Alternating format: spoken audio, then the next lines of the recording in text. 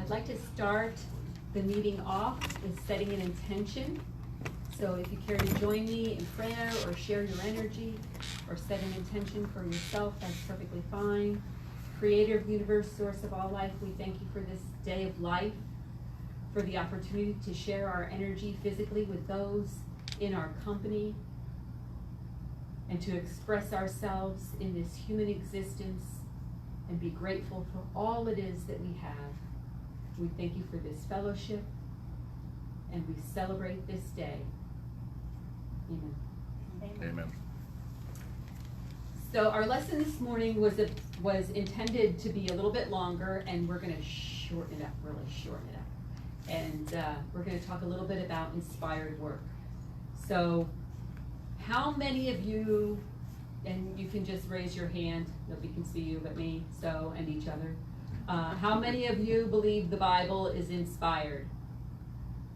Okay. How many of you believe that the Quran is inspired? Very good. How many of you believe the Four Agreements is inspired? Ah, look at that. How many of you believe self-analysis by the Scientologists is inspired? Okay. What do you inspired or Inspired. inspiring? Inspired. It's expired. It's expired. That's pretty funny. So, how many of you believe the Vedas are inspired? Okay. The Upanishads inspired? Other sacred texts inspired? Okay. So we agree then all sacred texts are inspired. Yes? Yes. Yeah. Because it's established with a religious doctrine and dogma and attached to a particular practice. And most people will agree that religious books, even though we may not incorporate them in our particular practice, are inspired. But unfortunately, what happens oftentimes is that we understand that our particular books that we resonate with, that we use, that we practice with, and that we're familiar with are inspired, and the other books are not inspired. And that's a mistake. It is a mistake. Just because they're not inspired in a way that makes sense to you or resonates with you doesn't mean that they're not inspired. So how many of you have a copy of my book? Good. Full of honey, but I got it. Okay. Do you believe that it's inspired? Yes. Yeah. Just finished it. Okay. So really, just about anybody could write an inspired book.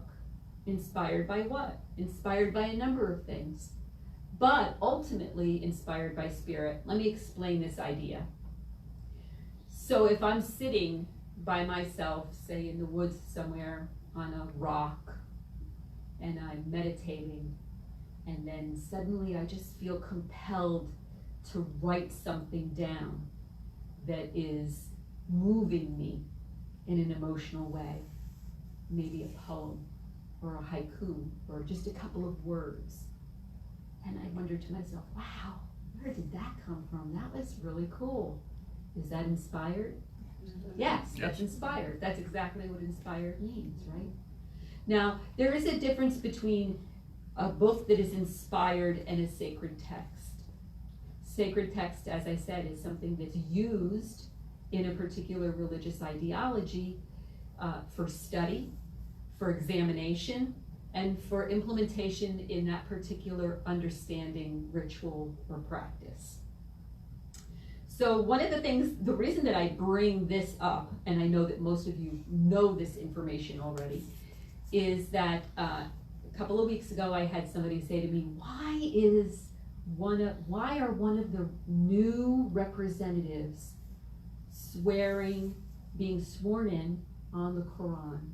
That shouldn't happen, because it should only be the Bible. Because see, the Bible is the familiar sacred text to that person. That to them is holy. That to them means that there's a set standard of rules and ideas and practices that make sense to them and resonate with them, but they're not familiar or are very, very mildly familiar with what is in the Quran. So instead of saying, well, I would be interested, okay, what do? Google it, right? You Google it and you say, well, what are the similarities between the Quran and, say, the Hebrew Scriptures, right? So the first 5 books of the Bible are pretty similar in the Quran, similar in the Quran, similar in the Torah, similar in the Hebrew Scriptures. Because all of these traditions, these 3 traditions, come from the same place. You know, very similar cultures, very similar ideas, same God, same exact God.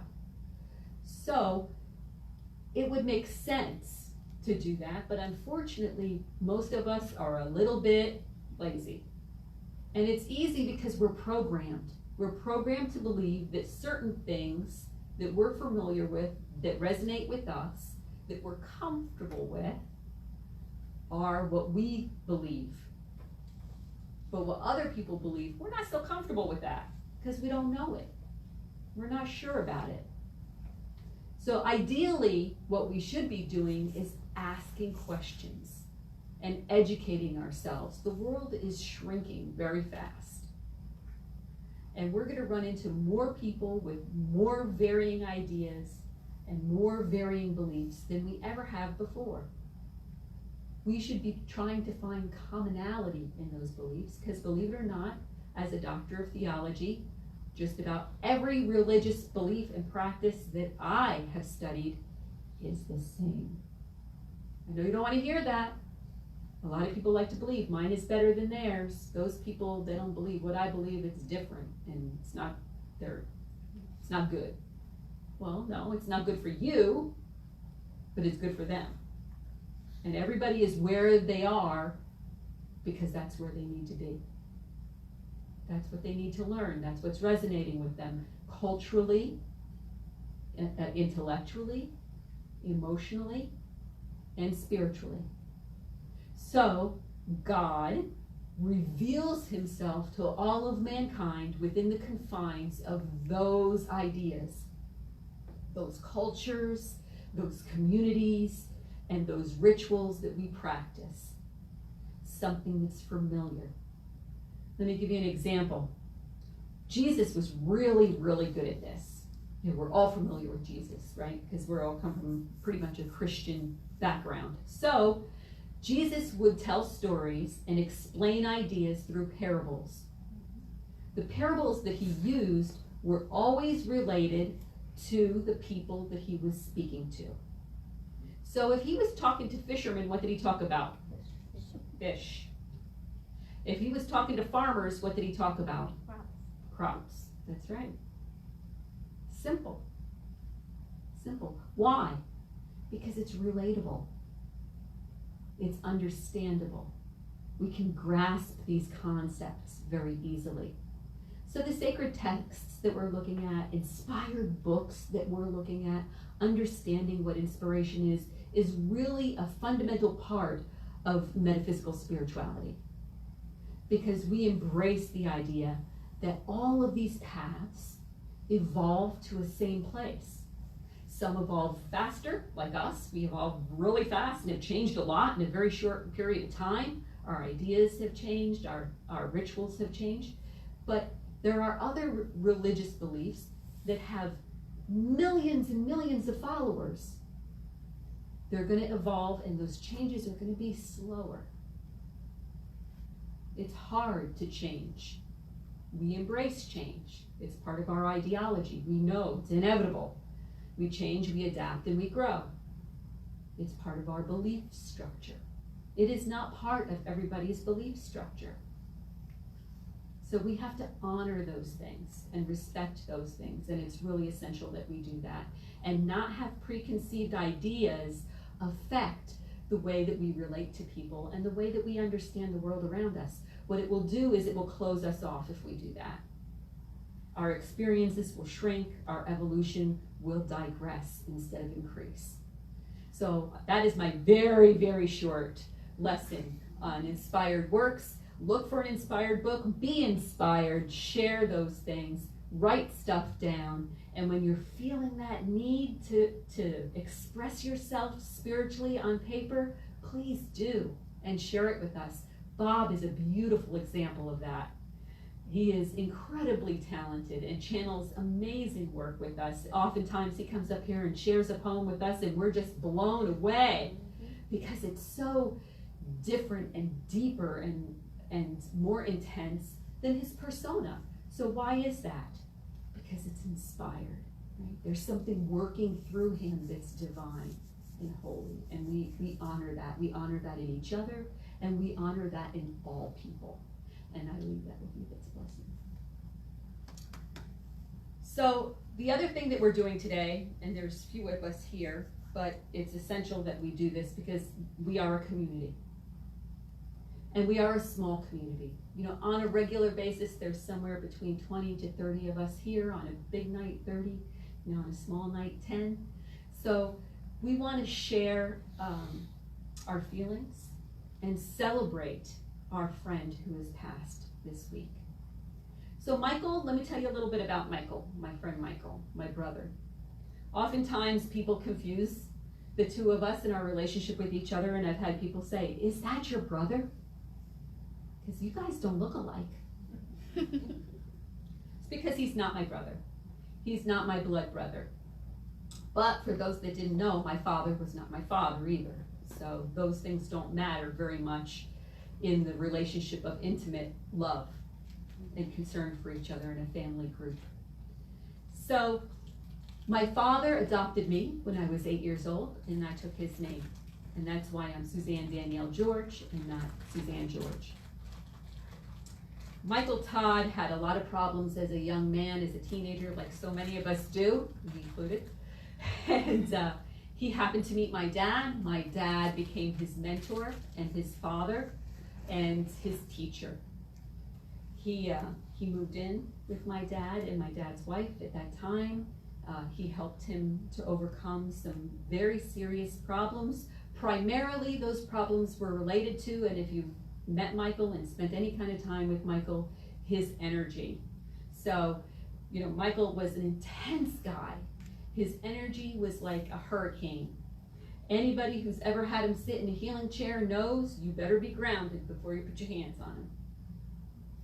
So these things in the world that doesn't know why you behave the way that you do, why you feel so much, why you're so raw and things hurt so much, and the joy of things is so intense and so extreme from one to the other, don't really have answers for that. My father had the answers for that for Michael. And it helped Michael to be a productive, relatively balanced human being. And he became, in that sense, my brother. He was probably, other than myself, the only other student that I know of that spent as much time with my father and honored him the way that he did. When my father got very ill at the end of his life, Michael happened to be a caregiver by profession, which is an incredible job to do and a selfless job to do. He took care of my dad. My dad had neuropathy. He did therapy on my dad's feet. He showered him. He spent time with him, ran errands for him. He did everything that he could do to make my dad comfortable, like a son. And so this endeared him, not just to my dad, but also to my father's wife, Barbara, and to me. And we appreciated the relationship that we had with Michael. So when people, especially here at the Temple of Spiritual Awareness, met him, and they would say, "Well, who are you? You know, how do you know Suzanne?" He would say, "Suzanne is my sister." And we treated each other like brother and sister. So me, my dad was, Mediterranean. He was Italian. We kiss each other on the mouth. We are very affectionate, and Michael was included in that intimate family expression. So no one would know that he wasn't actually my blood brother. It was very sad and very quick that Michael passed. He had a wife and 2 children, although his wife was estranged from him and lived in New Jersey. She came down and made sure that all the arrangements were taken care of. They are having a memorial on Wednesday at 10:30 at Philippe Park. for those of you who may be able to attend, that would be great. I'm going to do my best to get there.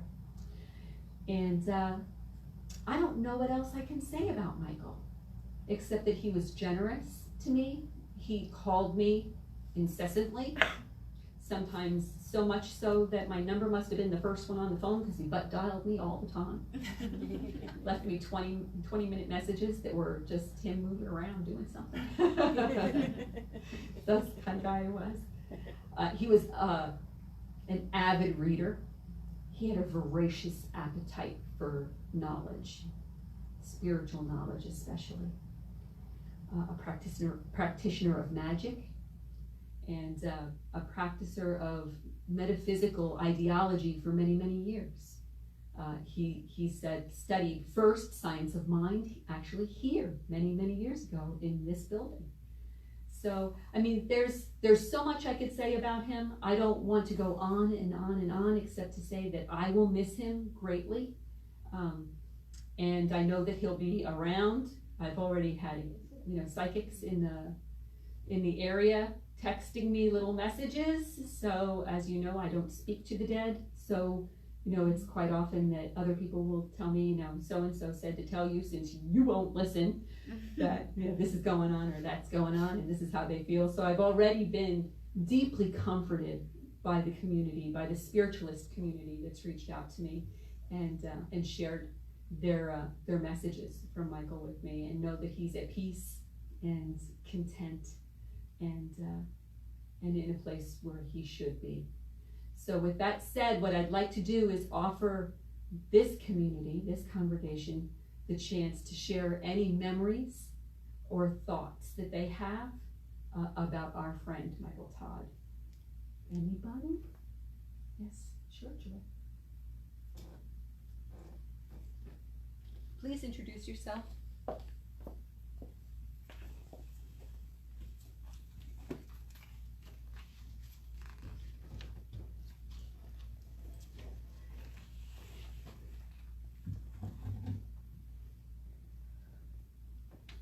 The weary traveler on the road of life longed for comfort in his sorrow.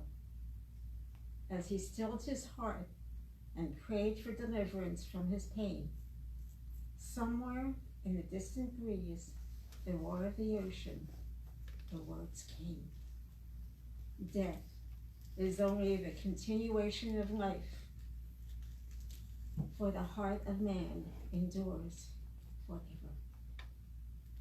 Let the deeds of the departed be revered and joyed, and the frailties of his or her life be remembered with compassion. He who has walked with you in the journey of life shall also walk with you in the hours of your loneliness, for love transcends the eye of the mortal and sees clearly through his tears. Remembering love, heal thyself, wash your tears, and create a river to flow from you to others, containing the wisdom of the ages and the youth of awareness. Be comforted by the road that was shared by two, until once again they are as one. To everything there is a season. For every season there is a reason. A time to laugh, a time to cry, a time to love, a time for hope, a time for passion, a time for grief. We have come here today to honor the man named Michael Todd. Michael possessed a spirit that was magical, almost like that of an elf. A ready smile, a great big hug, the unending quest for knowledge, a gift of spirit that guided his life, a love for his children, that gave him his greatest happiness. A zest for life that was contagious. An unending quest for knowledge that was never satisfied. All this and more described Michael. A man I was honored to call friend. We shared a part of our journey in this life. A man whom I feel will guide me on the rest of my journey. And when I am ready to transcend, he will be there to greet me. Enjoy your next home, Michael. Dance with the angels. Be happy. We love you. After writing these words, I went into my kitchen, pondering what to do next. Deep chills went up each side of my body. Michael arrived. Give him hell, Michael. Oops.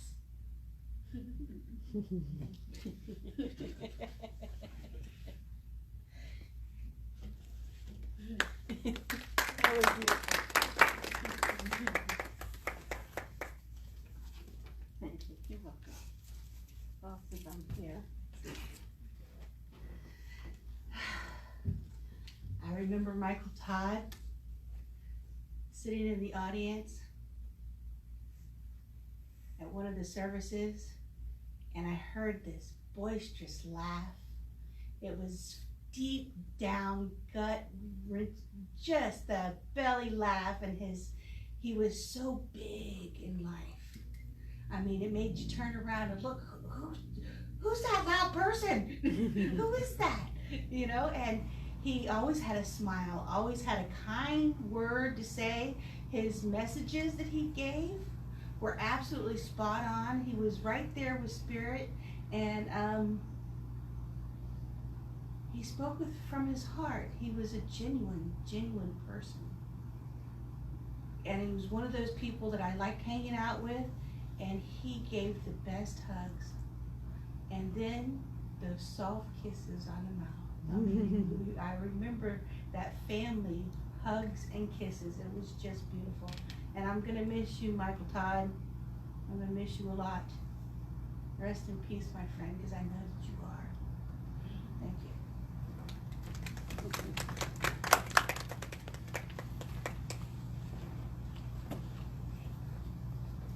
I used to love it so much when Michael would come in and he'd sit right next to me in the chair over here and give me the biggest hug.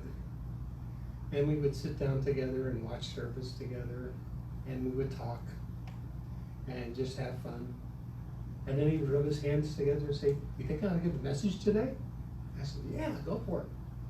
And he'd give up and he'd give some of the most wonderful messages during service. And he's just an awesome soul, just awesome, full of love, full of energy. And he's here in spirit with us today. In fact, he was sitting there for a little while watching Suzanne and all of you.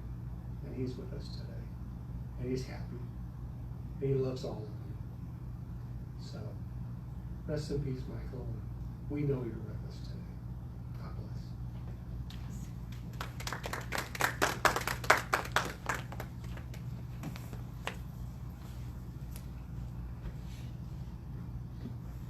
Hello, everyone. You do that so well. Everybody knows I'm Lulu. The microphone thing, it's going to get me every time. I knew Michael Todd very little time here. The little time that I known him, as soon as she went to go talk about Michael Todd, like the frequency stopped and it changed. His energy was very, very powerful. Sometimes he'd say things that you didn't want to hear, but he spoke from the heart and from the truth. And a lot of the times, people say things we don't want to hear, but though we may not want to hear them, we need to hear them. And Michael Todd was that kind of person. He was just big, loud, and goofy, and that's why I loved him. You know, I'm from Florida, but all my friends seem to be from New York, New Jersey, Boston, my closest friends, you know. So thank you for affirming that he's here. I don't see, like Suzanne, I don't talk to ghosts, which is probably a good thing. Some of them are probably not really alone. But I will miss Michael Todd. I'll miss his energy. He also had just this thrive, and everybody said that this thrive for knowledge, to know more and more and more. Some of the things you say, you'd be like, what the? But then you're like, oh, okay, but no, that don't make sense. And then later you think about it, you're like, maybe that did.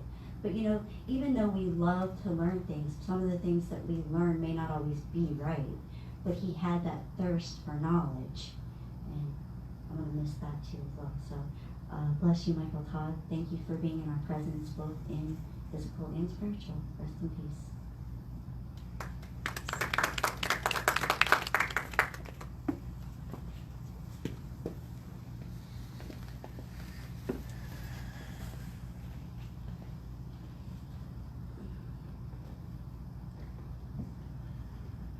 Michael,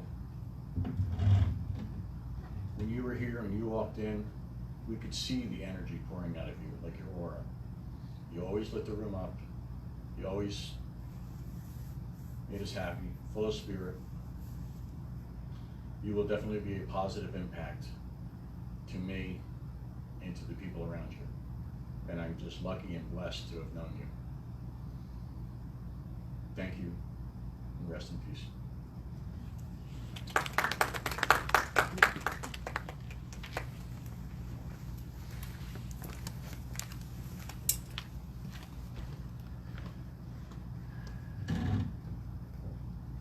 So like Lulu, I only knew him a very short period of time. But the time that I got to know him, Michael was the most vibrant person I've ever met. He definitely made his presence known when he was there. And he had the kindest heart that I could have ever encountered. He cared deeply about his friends and his family, for sure. And yes, he's here because I feel him. And I can see him too. And he likes to lean on his knees, which is doing right now, and just smile and shake his head like, you know, this is cool. So, I think the one memory I have is he was very comfortable with himself, which was really fantastic. And he would come to service, and he would be in his sweatpants and t-shirt, and he always hung out on the corner sofa, and he just took everything in. He just absorbed everything and everyone's energy, and just, he made you feel very welcome, no matter who you were.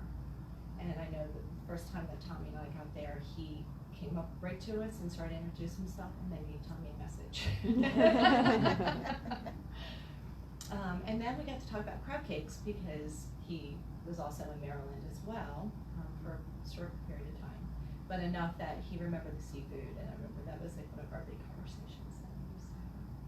But he was fun and so loving, and I'm glad that I had the pleasure of being one of his, I wouldn't say friend, even though we didn't hang out, but there was a connection, so it was really great. So, yes, pleasure, Michael.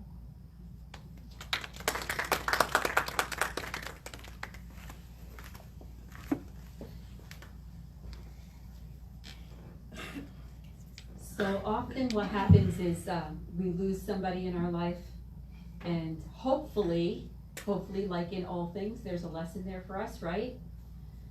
And what is the lesson? That somebody is taken from us so quick and so young. Because he's a young guy. You know, scripture says 80 years is the years of a mighty man. So 80 years old. You know, typically we start to lose our friends, you know, one by one. We don't expect to live too far beyond that. This is a man who was much, much younger than that. So what is the lesson there for us? You know, what does that say to us? And what it should say, God bless you, is that we should be living our life like Michael did. Make sure you tell the people that you love them. Be generous. Spend time with them. Extend yourself. Put yourself out. Michael always put himself out. He put himself out for everybody. And I think it's really important that you live your life fully as you possibly can, doing something that you feel is useful and helpful in the world. And that was something that he did. I have to say that there's very few people that I've met in my life that I can say when they have transitioned and left the physical plane that their work was done. Unfortunately, his work as a father may not have been done, but the established example that he set for working hard, for being loving and affectionate, for being deeply spiritually minded, these are things that are going to be living on in his children far beyond his physical existence. And those are things that we want to share with the people around us that we love. So be mindful of the time that you have. It wouldn't matter. It could happen to anybody under any circumstances. We could walk out this door and be completely healthy, absolutely nothing wrong with us, like Michael, and be taken just that fast, be gone. It's just your time. It is what it is. And it's okay. It's perfectly okay. Especially if you're doing and living the way that you should be, in line with what we believe. If you're walking your walk, instead of just talking your talk, people are going to remember those things about you. And what a beautiful legacy that he's left behind. Somebody who was warm and generous and kind and voracious and loud and boisterous and full of life. And that's the way that all of us will remember him. And so that is all I have to say about that. And I leave that with you with its blessing. Michael, we love you, and we'll see you. We will all see you someday again. What I'd like to do now is play some meditation music. And we'll have some healing. I'll pull some chairs up, and for those who feel like they need a healing this morning, we'll do that. So we'll turn the camera off and say goodbye to our Facebook friends. Goodbye, Facebook friends. Goodbye.